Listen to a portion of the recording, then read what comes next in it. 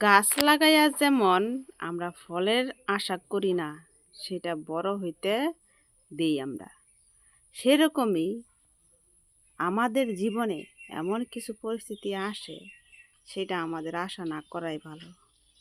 আমরা যখন অতিরিক্ত কোনো জিনিসের প্রতি আশা করি, তখন দেখবা সেই জিনিসগুলা, সেই মানুষগুলা আমাদের থেকে দূর হয়ে যায় বেশি।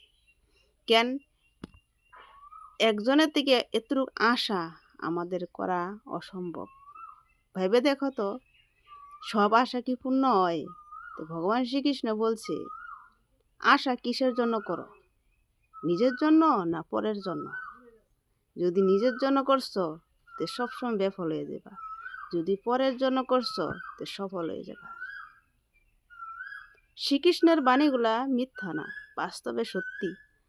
দুইটা চোখ খুললা দেয় যে জ্ঞানী না অজ্ঞানী হইয়া না, এমনকি বাস্তবের চোখ দুইটা আলোর পথে নিয়ে যাওয়ার সেই মূল উদ্দেশ্য গীতা। গীতার প্রতিটি বাণী আমাদের অমৃত। যে পড়ে সে জানে, যে না পড়ে সে জানে না।